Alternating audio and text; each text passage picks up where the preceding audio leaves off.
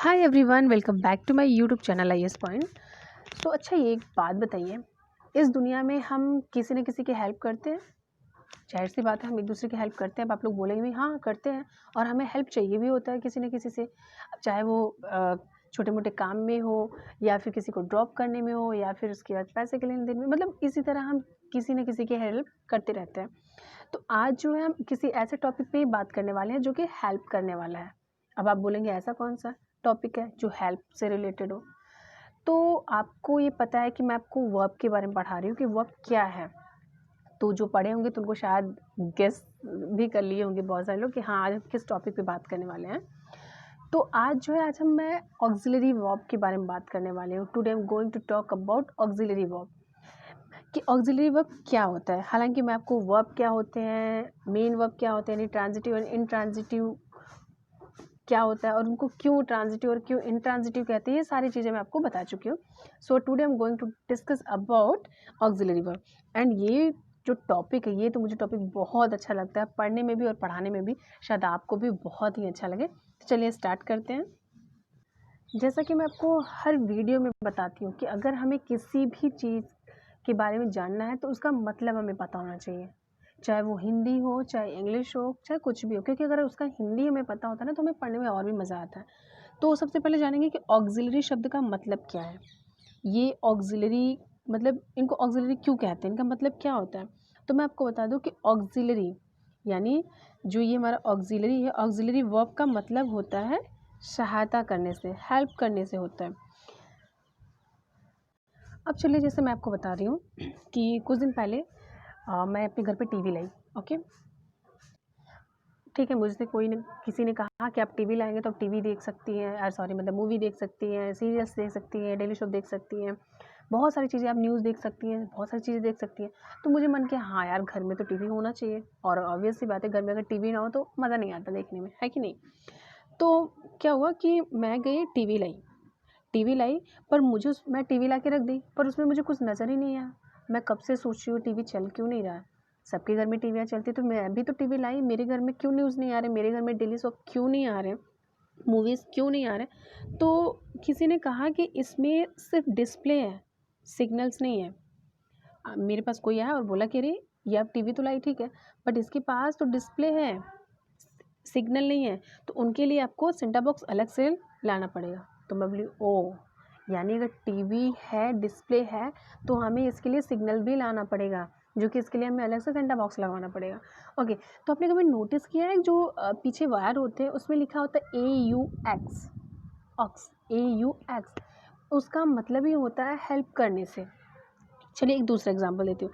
जैसे हम जब कार में बैठते, तो कार में जब हम बैठते तो हमें गाना, मतलब अगर long drive, I think long drive सबको बहुत पसंद है ना आजकल के हम लोग युवाओं को। जब हम लोग लॉन्ग ड्राइव पे चलते हैं, या फिर अब कहीं घूमने जा रहे हो अपनी फैमिली के साथ या अपने दोस्तों के साथ, तो हमें मन करता है कि हम गाना सुने। तो ठीक है, हम गाना लगा देते हैं। तो कभी कभी होता है ना कि एकदम बोरिंग सॉन्ग बजता है एकदम, तो वो जो हमारे मन का नहीं होता, तो हम लोग बोलते हैं यार ये कौन सा सॉन्ग बजा रहे हो, चलो मैं अपने मोबाइल से कनेक्ट करती हूँ। तो क्या करते हैं,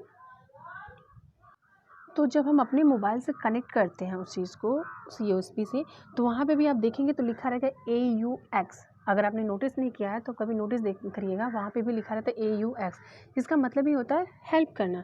फिर उसके बाद हम अपना क्या करते हैं, आराम से घूमने जाते हैं। तो सेम यही होता है ऑक्सिलरी वर्ब में। ऑक्सिलरी का मतलब ही होता है सहायता करने से होता है, हेल्प करने से होता है। अब मैं आपको बता दूं कि ऑक्सिलरी जो होते हैं वो दो तरीके से होते हैं। आप बोलेंगे ऑक्सिलरी क्या है, ऐसे मतलब दो तरीके से होता है। तो जो मैं अपनी फर्स्ट वीडियो, यानी एक तो मैंने छोटा सा इंट्रोडक्शन दिया था वर्ब में, एक जो मैंने दूसरा वर्ब के बारे में बताया था, तो उसमें मैंने आपको बताया था कि ऑक्सिलरी वर्ब के बारे में, ये सारी चीज़ें यानी काइंड्स ऑफ वर्ब के बारे में आपको बताया था कि कैसे क्या होता है। तो उसमें आप जाके देख सकते हैं। तो मैंने उसमें बताया होता है कि ऑक्सिलरी वर्ब दो तरीके से होता है, दो तरह से होते हैं। एक होता है हमारा प्राइमरी, और दूसरा हमारा होता है मॉडल। यानी एक होता है हमारा प्राइमरी ऑक्सिलरी और सेकंड हमारा होता है मॉडल ऑक्सिलरी। अब प्राइमरी ऑक्सिलरी में क्या होता है, प्राइमरी ऑक्सिलरी में हमारा आता है be, do and have, be, do and have. अब बी के हमारे कई फॉर्म्स होते हैं। अब बी में कई कौन कौन से फॉर्म्स होते हैं, जैसे अगर हम प्रेजेंट में देखें तो प्रेजेंट में इज़, आर, एम। अगर बी के फॉर्म में देखें हम तो वहाँ पे डायरेक्ट हम बी नहीं लिखते, हम क्या लिखते हैं, इज़ आर एम। और अगर पास्ट में देखें तो वॉज वर होता है। और अगर थर्ड फॉर्म देखें तो थर्ड फॉर्म के तौर पे बीन होता है, BEEN बीन होता है। और फोर्थ फॉर्म के तौर पे देखें तो BEING यानी बीइंग होता है। अब बी के जो क्या है वो फाइनाइट फॉर्म, बी के फाइनाइट वर्ब जैसे क्या है, is are am was were होते हैं। अब आप बोलेंगे फाइनाइट क्या होता है, चलो मैं आपको बता दूँ एक बार कि बी के finite verb finite form is are am was were होते हैं। अब फाइनाइट का मतलब क्या होता है, फाइनाइट मीन्स जो अपने सब्जेक्ट पर डिपेंड करते हैं। फाइनाइट मतलब जो अपने सब्जेक्ट पे डिपेंड करते हैं। और नॉन फाइनाइट मतलब जिनको अपने सब्जेक्ट से कोई फ़र्क नहीं पड़ता, जिनको अपने सब्जेक्ट से कोई फ़र्क नहीं पड़ता उनको हम नॉन फाइनाइट कहते हैं। वन मोर थिंग, अब जैसे होता है कि प्राइमरी, अब प्राइमरी का मतलब क्या होता है, प्राइमरी मीन्स जिसकी वैल्यू सबसे ज़्यादा है। हम बहुत जगह प्राइमरी मतलब प्राथमिकता ऐसा समथिंग कुछ होता है, उसका हिंदी मुझे एग्जैक्ट हिंदी नहीं पता है उसका। तो प्राइमरी मीन्स जिसकी वैल्यू सबसे ज़्यादा है उसको हम प्राइमरी बोलते हैं। अब जैसे इज़ आर एम, ये सिर्फ न केवल हेल्पिंग वर्ब का काम करती है। इज़ आर एम हमने यही सुना है ना कि इज़ आर एम यानी इज़ जो है शी ही इन सब चीज़ें यानी सिंगुलर के लिए आता है। आर जो है वो प्लूरल के लिए आता है यानी you like that you they. और एम जो होता है वो खुद के लिए आता है यानी आई के लिए आता है। हम ये जानते हैं कि हाँ इज़ आर एम जो है वो सिर्फ हेल्पिंग वर्ब है। तो ये सिर्फ ना हेल्पिंग वर्ब है का काम करती है बल्कि मेन वर्ब का भी काम करती है। जो ये हमारा इज़ आर एम है ये सिर्फ ना हेल्पिंग वर्ब का काम करती है बल्कि मेन वर्ब का भी काम करते हैं। ये तो सबको पता है। अब यानी ये हमें पता है कि जो इज़ है वो हेल्पिंग वर्ब में यूज़ किया जाता है, बट मेन वर्ब में कैसे यूज़ किया जाता है ना। कन्फ्यूज़न तो होती है ना कि ठीक है ये तो मैंने सुना कि she is dancing, he is going, she is coming, I am मतलब कुछ भी something, I am having dinner, कुछ भी। तो मतलब ये तो हमें पता है कि हाँ इज़ आर एम जो है वो हेल्पिंग वर्ब है, बट मेन वर्ब में ये कैसे यूज़ किया जाता है, तो चलिए इसके बारे में आपको बताती हूँ। अब जैसे मैंने यहाँ पे कुछ एग्जांपल्स लिखा है, जैसे मैंने यहाँ पे लिखा हुआ है कि आई एम सिंगिंग, तो आई एम सिंगिंग तो ठीक है, वर्ब में जो है वो आईएनजी है तो आईएनजी फॉर्म के साथ बी को लिखकर हम प्रेजेंट कंटिन्यूअस बना देते हैं। ये तो हमें पता है कि हाँ जो कंटिन्यूअस टेंस होते हैं उसमें इज़ आर एम का यूज़ किया जाता है और वर्ब में आईएनजी, इतना तो टेंस सबको पता है, इतना हम लगा देते हैं। तो ठीक है हमने लगा दिया। या फिर जैसे मैंने बोला कि she was standing at the gate, यहाँ पे मैंने लिखा ना she was standing at the gate, तो ठीक है वो गेट पे खड़ी थी सॉरी वो गेट पे खड़ी थी। She was standing at the gate, तो यहाँ पे भी हमारा पास्ट कंटिन्यूअस है, इसमें भी हमारा वर्ब में आईएनजी लग गया। तो ठीक है ये हमारा बी के फॉर्म में यानी आईएनजी फॉर्म के साथ बी के को लिखकर हम प्रेजेंट कंटिन्यूअस या पास्ट कंटिन्यूअस बना दें। बट आपको पता है कि हमेशा बी के साथ आईएनजी आए ये ज़रूरी तो नहीं है। आपने कुछ ऐसे सेंटेंस सुना होंगे हमेशा जो कि बी के साथ आईएनजी आए, क्या ये मतलब एग्जैक्ट सही है, ये ज़रूरी नहीं होता। आप जब पैसिव वॉइस में आपको पढ़ाऊँगी तो उसमें आप पढ़ोगे तो देखिएगा कि आप बी के साथ यानी is are am was were ये सब के साथ थर्ड फॉर्म लगता है, वर्ब का थर्ड फॉर्म किया जाता है। तो यानी कि एक बेस फॉर्मुलेशन की पैसिव में बी के साथ वर्ब का थर्ड फॉर्म यूज़ किया जाता है, जो कि जब मैं आपको एक्टिव और पैसिव बताऊंगी पढ़ाऊंगी तब मैं आपको बताऊंगी। और इतना तो ये कॉमन है, आप सबको पता होगा कि एक्टिव पैसिव में क्या होता है कि वर्ब का थर्ड फॉर्म लगाया जाता है, यानी बी का जो है यानी एक आप बोल सकते हैं एक बेस फॉर्मुलेशन में पैसिव में बी के साथ वर्ब का थर्ड फॉर्म यूज़ किया जाता है, जो कि मैं आपको बाद में बताऊँगी। तो जैसे यहाँ पर मैंने लिखा है कि he was arrested, he was arrested. अब यहाँ पे बी का तो फॉर्म है is are am was were है, बट यहाँ पे वर्ब का थर्ड फॉर्म है यानी इज़ आर एम आया है। यानी आप ये नहीं कह सकते कि यहाँ पे यानी जब भी हमारा इज़ आर एम या वॉज वर है तो इसमें वर्ब का वर्ब में आई एन जी लगे। एक और चीज़ आपको मैं बताना चाहूँगी, बी खुद फर्स्ट फॉर्म, बी हमारा क्या है खुद फर्स्ट फॉर्म है, बीइंग ये हमारा फोर्थ फॉर्म है, BEING ये हमारा फोर्थ फॉर्म है, और बीन हमारा पार्टिसिपल है या फिर आप उसे थर्ड फॉर्म कह सकते हैं, जो कि ये नॉन फाइनाइट वेरिएशंस हैं। तो ये सारी चीज़ें हमारा होता है। अब जैसे मैंने यहाँ पे भी लिखा है कि she was introduced, she was introduced by him, she was introduced by हर, या फिर ऐसे मैं बोली कि या she was interested in the job, मैं या फिर वह इस जॉब में बहुत इंटरेस्टेड थी, या फिर I am interested in the job. तो यहाँ पे जो बी है, मैं आपको एक बात बता दूं कि B plus I N G, यानी B plus I N G, B plus I N G मतलब होता है कि एक्टिव वॉइस। अगर जहाँ बी का फॉर्म है यानी इज आर एम है और आई एन जी वर्ब में यानी आई एन जी लगा हुआ है, तो इट मीन्स कि हमारा ये एक्टिव वॉइस है। जैसे मैं बोली कि या I am going, I am looking for a job, यानी जो भी हमारे यानी B plus I N G ये हमारा क्या है, एक्टिव वॉइस है। बट अगर बी प्लस, अगर यहाँ पे से बी प्लस और थर्ड फॉर्म है, बी प्लस थर्ड फॉर्म है, तो इट मीन्स क्या है कि ये हमारा पैसिव है। यानी जहाँ भी बी के थर्ड बी हो और थर्ड फॉर्म यूज़ किया गया तो 100% ये हमारा पैसिव वॉइस है। अब जैसे मैं बोली कि शी वॉज इंट्रोड्यूस्ड, तो शी हमारा ठीक है सब्जेक्ट है, वॉज हमारा एक हेल्पिंग वर्ब यानी is are am was were, तो यहाँ पे हमारा थर्ड फॉर्म लगा है इंट्रोड्यूस्ड, तो इंट्रोड्यूस्ड लगा है, इसका मतलब कि यानी थर्ड फॉर्म है, तो इसका मतलब ये हमारा पैसिव वाइब है, पैसिव वॉइस है। अब जैसे अगर मैं एग्जांपल बोलूँ कि Columbus discovered America, Columbus discovered America, जब इसका हम पैसिव वॉइस बनाते हैं तो हम लिखते हैं America was discovered by Columbus, America was discovered by Columbus. तो अमेरिका वॉज डिस्कवर्ड यानी वॉज आया उसके बाद यानी बी का फॉर्मुलेशन उसके बाद हमारा थर्ड फॉर्म यूज़ किया है, तो ये हमारा अगर यानी B plus I N G आता है, यानी B plus I N G आता है, ये हमारा आता है, तो इसका मतलब वो एक्टिव वॉइस है। बट अगर बी प्लस थर्ड फॉर्म आता है तो 100% ये श्योर है कि ये हमारा पैसिव वॉइस है। तो ऑक्सिलरी वर्ब में इतना याद रखिएगा कि हमेशा, अब यहाँ तो हमें ठीक इतना तो जैसे हमें सब पता चल गया कि आई एम सिंगिंग कंटिन्यूअस में हमारा आई एन जी लगता है, इज आर एम के साथ हमारा आई एन जी लगता है, तो वो हमारा सेंटेंस बन जाता है। बट मैं आपको बता दूं कि हमेशा बी के साथ यानी is are am was were के साथ आई एन जी आए ये ज़रूरी नहीं है, हमारे वर्ब का थर्ड फॉर्म भी आता है। अगर थर्ड फॉर्म यूज़ किया गया तो वो हमारा 100% हमारा पैसिव वॉइस है। आप अगर बुक पढ़ेंगे या फिर उसके बाद न्यूज़पेपर्स पढ़ते हैं तो वहाँ पे आप बहुत ज़्यादा पैसिव वॉइस देखते हैं, तो आप यहाँ पे एकदम अच्छे से जान लीजिए कि जहाँ भी बी आए plus verb plus third form आए तो इट मीन्स कि हमारा यहाँ पे वो हमारा पैसिव वॉइस है।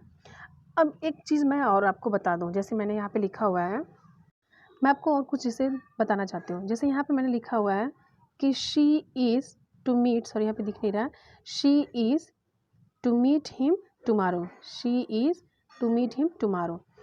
अब एक चीज़ और, अब यहाँ पे बोलेंगे शी इज़ की बात मैम आपने तो कहा था कि इज़ आर एम यानी ये वॉज वर ऐसा है, तो वहाँ पे फिर उसके बाद हमारा आई एन जी का फॉर्म आता है, या फिर अगर आई एन जी नहीं लगता तो वहाँ पे हमारा थर्ड फॉर्म यूज़ किया जाता है। बट यहाँ पे कौन सा, यहाँ पे तो शी है, इज़ है, फिर वहाँ यहाँ पे तो ना तो आई एन जी लगा है वर्ब में और ना ही यहाँ पे वर्ब का थर्ड फॉर्म है, तो ये कौन सा, ये हमारा ऑक्सिलरी वर्ब कैसे हो सकता है।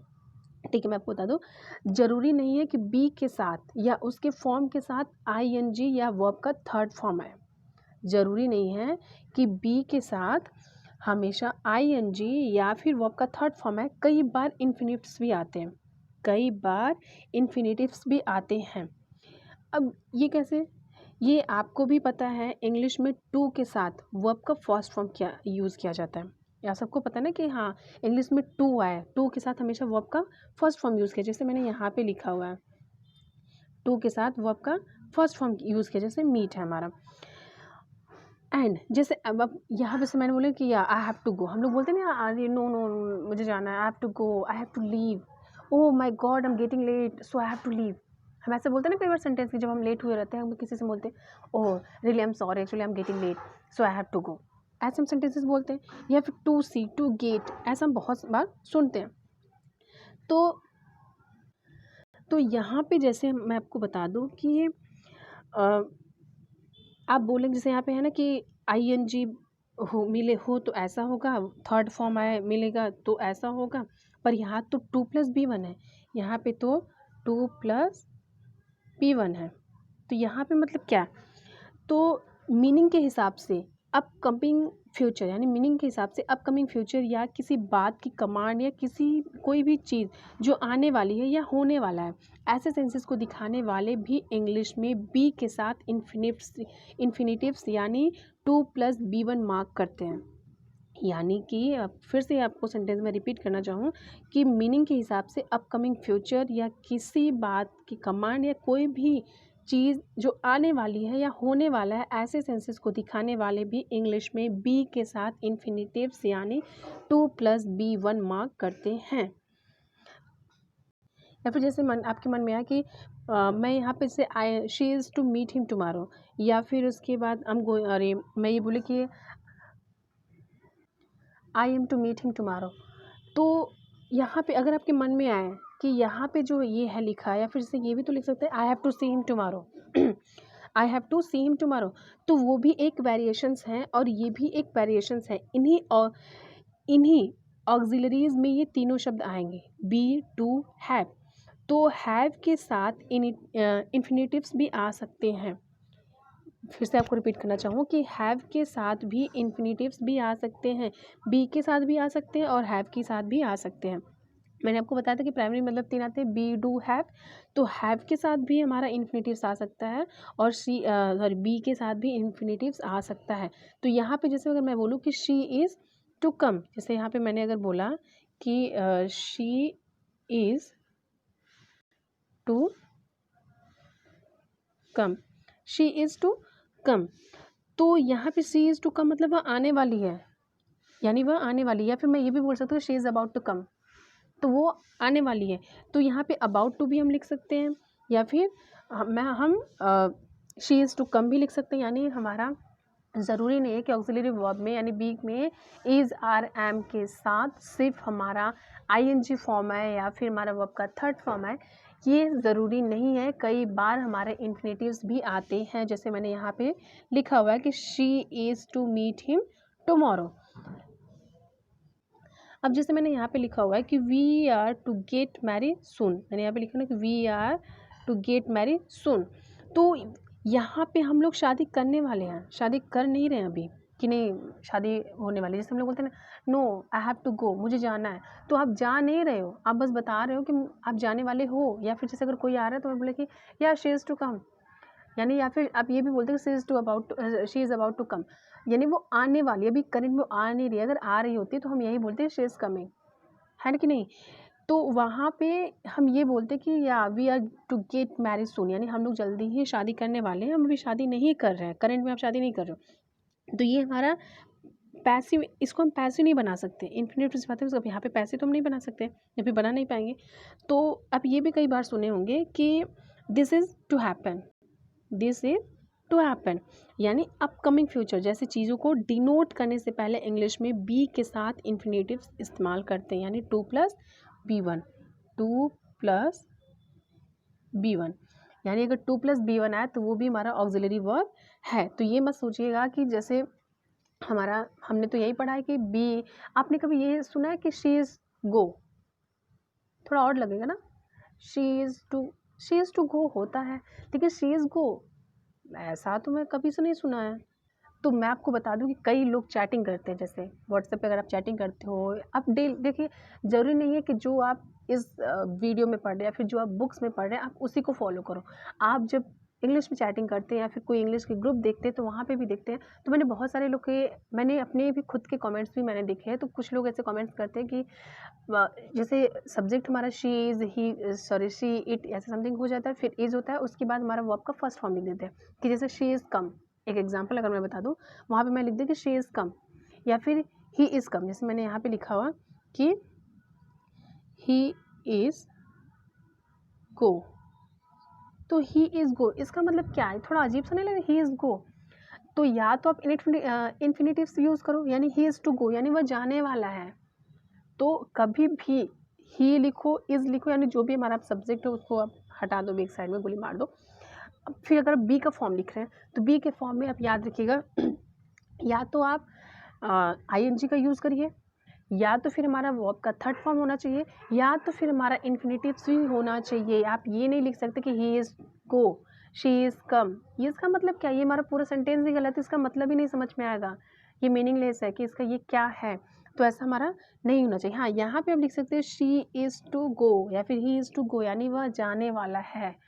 तो आप जो भी आप पढ़ते हैं, यानी टेंस, बहुत सारे लोग शायद फर्स्ट वीडियो जब मैं अपलोड की थी तो उसमें हमारे टेंस से रिलेटेड क्वेश्चन आए थे कि आप टेंस के बारे में बताइए, आपको इंग्लिश नहीं पढ़नी आती, तो मैं आपको बता दूं कि जब भी आप टेंस पढ़ते हैं तो आप ध्यान रखिए, तो जैसे कोई भी हम सेंटेंस लिखते हैं तो यहाँ पे ऑक्सिलरी वर्ब में सब, ये हमारा बहुत ही इंपॉर्टेंट है कि ऑक्सिलरी वर्ब में, यानी अगर इज आर यानी बी के फॉर्म्स आते हैं, यानी बी में क्या आता है, is are am was were, अगर ये आते हैं तो इसमें हमारा वर्ब में आईएनजी लगेगा। अगर आईएनजी नहीं है तो हमारा थर्ड फॉर्म यूज़ होगा, अगर थर्ड फॉर्म भी नहीं है तो हमारा इन्फिनेटिव यूज़ होगा। और आपने कई बार सुना होगा कि दिस इज़ टू हैपन, यानी ये ऐसा होने वाला है, या दिस इज़ टू हैपन, कई बार मूवीज़ में भी आप सुने होंगे, फिर डेली सोप में सुने होंगे, या फिर आप न्यूज़पेपर में भी पढ़े होंगे दिस इज़ टू हैपन। तो द हिंदू जब आप पढ़ते हैं तो उसमें भी कई बार लिखा होता है दिस इज़ टू हैपन। तो यानी कि ये अपकमिंग के बारे में बात हो रही है, यानी 2+B1। अब जैसे मैंने यहाँ पे और भी एग्जांपल्स लिखा हुआ है, जैसे यहाँ पे मैंने लिखा है कि आई एम डांसिंग, या फिर आप ये भी लिख सकते हो she is singing, he is singing, कुछ भी आप लिख सकते हो जो आपका मन हो या फिर जो आप एग्जाम्पल देना चाहो। जैसे मैंने यहाँ पे लिखा है कि आई एम डांसिंग, तो यहाँ पे आप देख रहे हैं यहाँ पे 2 वर्ब है, एक वर्ब हमारा एम है, जैसे कि मैंने पहले बताया कि इज़ आर एम सिर्फ हमारा हेल्पिंग वर्ब नहीं होता, ये हमारे मेन वर्ब भी होते हैं। तो हालांकि मैं आपको बता रही हूँ भी, जैसे यहाँ पे आई एम है, सॉरी आई एम डांसिंग, मैंने यहाँ पे लिखा हुआ आई एम डांसिंग, तो इसमें 2 वर्ब है, एक तो एम हमारा वर्ब है और दूसरा हमारा डांसिंग वर्ब है, यानी 2 वर्ब्स हैं, एक हमारा एम हमारा वर्ब है, एक हमारा जो है वो डांसिंग वर्ब है। या फिर जैसे मैं बोली कि she is singing, she is singing, यहाँ पे लिख भी नहीं पा रही हूँ मैं, शी इज़ सिंगिंग, तो शी इज़ सिंगिंग में आप देख रहे हैं यहाँ पे 2 वर्ब है, यानी एक तो हमारा इज़ है और दूसरा हमारा सिंगिंग है, 2 वर्ब्स हैं।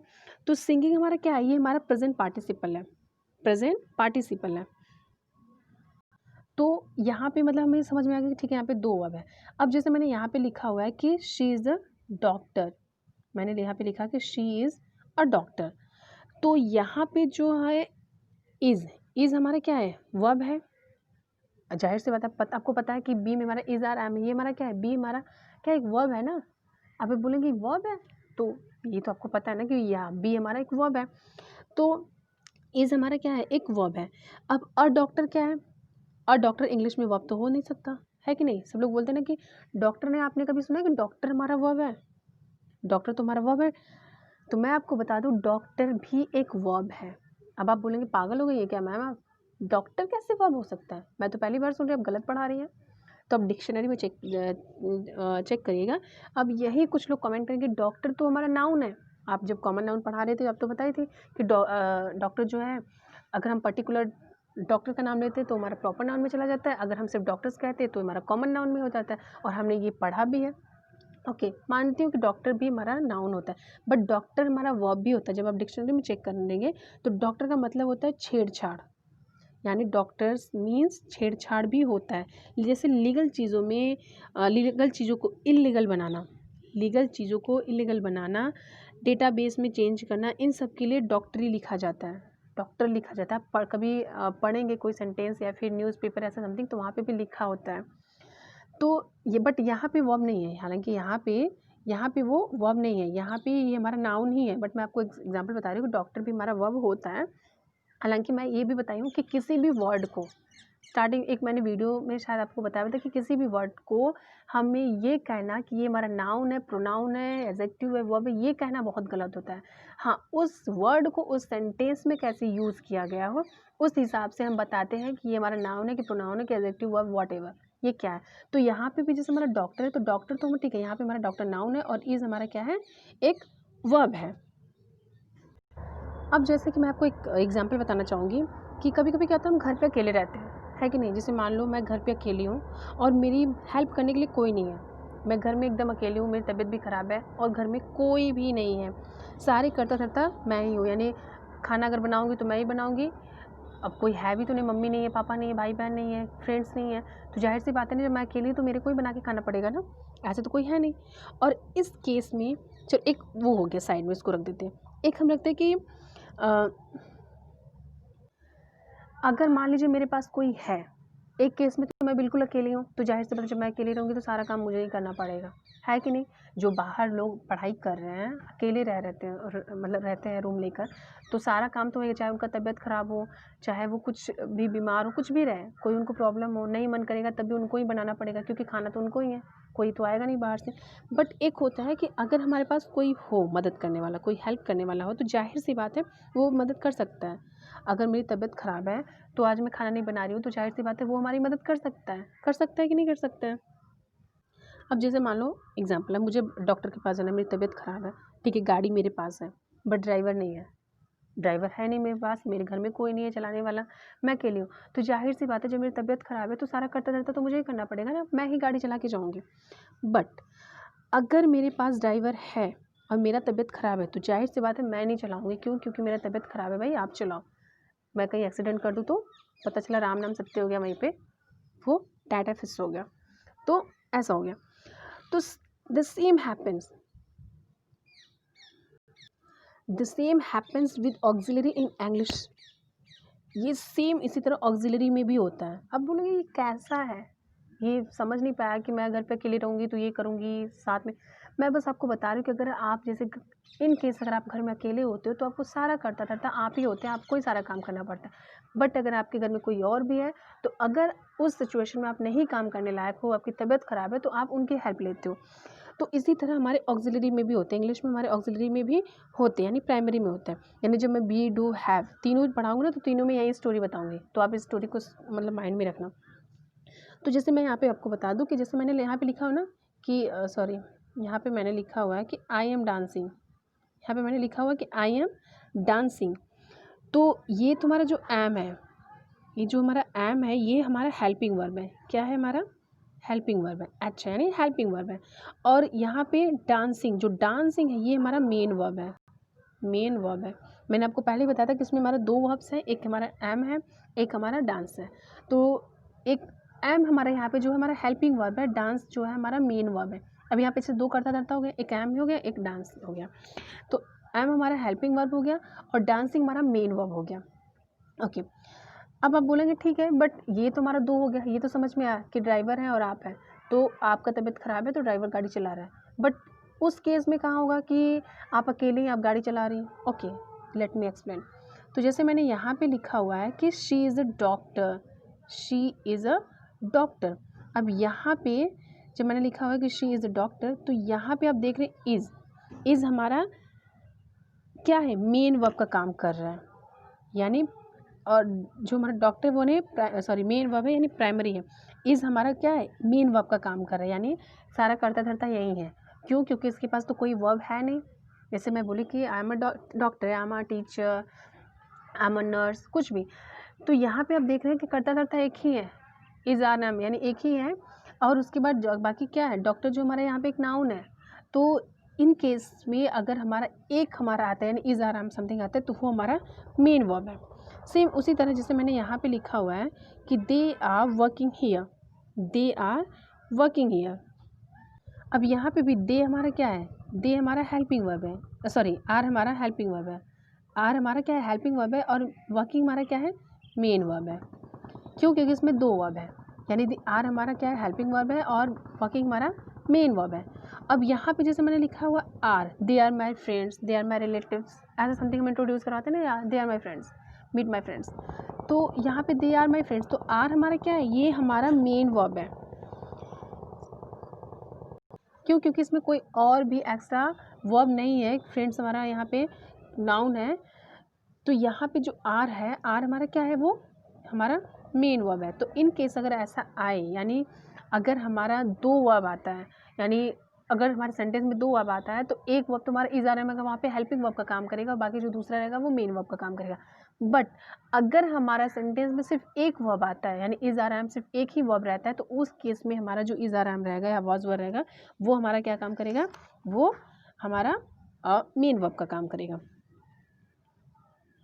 एक बात मैं और आपको बताना चाहूँगी कि इंग्लिश में प्राइमरी ऑक्सिलरी यानी बी डू हैव को मेन वर्ब की रेपिटेशन को अवॉइड करने के लिए, ध्यान से सुनिएगा मैं क्या बोल रही हूँ, कि इंग्लिश में प्राइमरी ऑक्सिलरी यानी बी डू हैव को मेन वर्ब की रेपिटेशन को अवॉइड करने के लिए भी यूज़ किया जाता है। आप बोलेंगे कैसे? जैसे मेरा भाई क्रिकेट खेलता है, ठीक है, मैंने आप बोलते हो ना कि मेरा भाई क्रिकेट खेलता है और मैं भी, मेरा भाई क्रिकेट खेलता है और मैं भी खेलती हूँ, तो मैं भी खेलती हूँ, तो वहाँ पे हम समझ जाते हैं कि यानी आप भी क्रिकेट खेलते हैं। अब जैसे मैं बोल रही हूँ कि मेरा भाई गाना गा रहा है और मैं भी, हम लोग पूछते हैं अच्छा क्या कर रहे हो? कुछ नहीं, या फिर जैसे बोलते हैं ना कि और बताओ तुम और तुम्हारा भाई क्या कर रहे हैं? कुछ नहीं, भाई मेरा पढ़ाई कर रहा है और मैं भी। तो ज़ाहिर-सी बात है सामने वाला ये समझ जाएगा कि बा जब भाई पढ़ाई कर रहा है तो ये भी अगर बोल रही है तो ये भी पढ़ाई। हम लोग झगड़ा करते हैं ना, अक्सर भाई-बहनों में बहुत झगड़ा होता है। हमारे यहाँ भी होता है। तो जब झगड़े होते हैं तो हम क्या बोलते हैं, चलो, चलो ठीक है, तुम खुश हो ना? तो मैं भी। तो तुम खुश हो ना? तो मैं भी। तो तुम खुश हो, मैं भी। तो यहाँ पे हम समझ जाते हैं कि तुम खुश हो तो चलो मैं भी खुश हो गई। तो ये सारी चीज़ें होती हैं। तो एक बार मैं फिर से रिपीट करना चाहूँगी कि ऑक्सिलरी को हेल्पिंग वर्ब भी कहा जाता है। ऑक्सिलरी को हम हेल्पिंग वर्ब भी कहते हैं और बी के साथ कभी भी फर्स्ट फॉर्म नहीं आता। यानी बी, आप ये नहीं जानेंगे कि बी प्लस फर्स्ट फॉर्म, ये हमारा कभी नहीं आता। यानी she is come, he is go, ऐसा समथिंग नहीं होता। और प्लीज़ जो भी ऐसा लिखते हैं इस वीडियो को देखने के बाद तो कभी भी मत लिखिएगा, क्योंकि आपका सेंटेंस पूरी तरह से गलत रहता है। और शायद मैंने कमेंट में भी पढ़ा है, आपने कोई कमेंट किया था जब मैंने फर्स्ट और या सेकंड वीडियो जब मैंने अपलोड किया था, तो वहाँ पे भी ऐसा समथिंग किसी का कमेंट था, या फिर बाद में शायद कमेंट किया होगा। तो या फिर जब आप डेली लाइफ में आप चैटिंग करते हो तो ऐसा कभी मत करिएगा कि वर्ब यानी बी के साथ हम फर्स्ट फॉर्म यूज़ करें। नहीं, बी के साथ कभी भी फर्स्ट फॉर्म नहीं यूज़ किया जाता। या तो वो आईएनजी फॉर्म होगा बी के साथ, या तो वो हमारा आईएनजी फॉर्म होगा, या फिर हमारा वर्ब का थर्ड फॉर्म होगा, या तो फिर हमारा इन्फिनेटिव्स भी होगा। जैसे she is to come, I have to go, मतलब ऐसा समथिंग होता है। बट ये मत लिखिए कि शी इज़ कम, ये हमारा पूरी तरह से रॉन्ग है। शी इज़ कमिंग हो सकता है, शी इज़ टू कम हो सकता है। ये मत लिखिएगा कि शी इज़ गो, नहीं, ये नहीं हो सकता। तो प्लीज़ आप वर्ब मतलब ये मत करिएगा कि वर्ब में बी के साथ आप फर्स्ट फॉर्म मत यूज़ करिएगा। तो अगर आपको भी कुछ क्वेश्चंस करने हो या फिर आपको अपने कुछ एग्जांपल्स देने हो, जैसे इन्फिनेटिव्स में आप दे सकते हो या फिर कंटिन्यूअस में आप दे सकते हो, तो आप नीचे कमेंट बॉक्स में लिख सकते हो, या फिर आप पैसे भी कमेंट कर सकते हो। तो जो भी आपका कमेंट करने का मन हो, यानी आपको ऐसा लगे कि हाँ ये सेंटेंस यहाँ पे यूज़ हम कर सकते हैं, या फिर कोई क्वेश्चन भी आपको करना हो जो आपको ना समझ में आया, तो आप कमेंट कर सकते हैं। Thank you.